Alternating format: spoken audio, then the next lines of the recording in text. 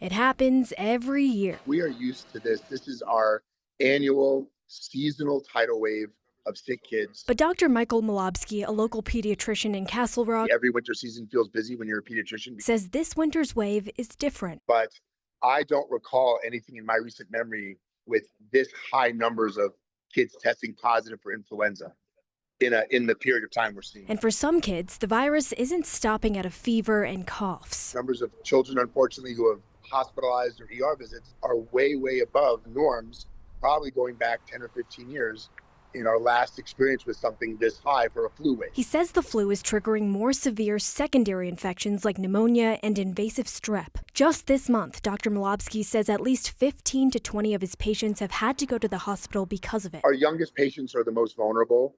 A lot of my hospitalizations have been 2 and under. But one trend does stand out to him. Kids who did not get the flu vaccine when they got the flu are generally much sicker. The best way to keep your kids out of the ER, doctor says act fast on flu symptoms. There are effective and available antibiotic treatments that can actually really change the course of the illness.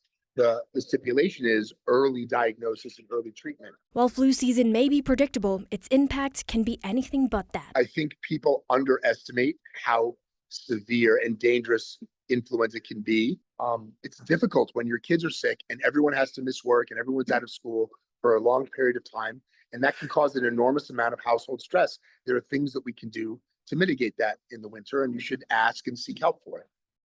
Now, there are multiple strains of the flu, so the doctor said even if you or your child has had it this year, it's still a good idea to get the vaccine. He wants to remind people that the vaccine doesn't prevent the flu, but it does have a significant impact on how severe the symptoms are. Ria Jha, 9 News.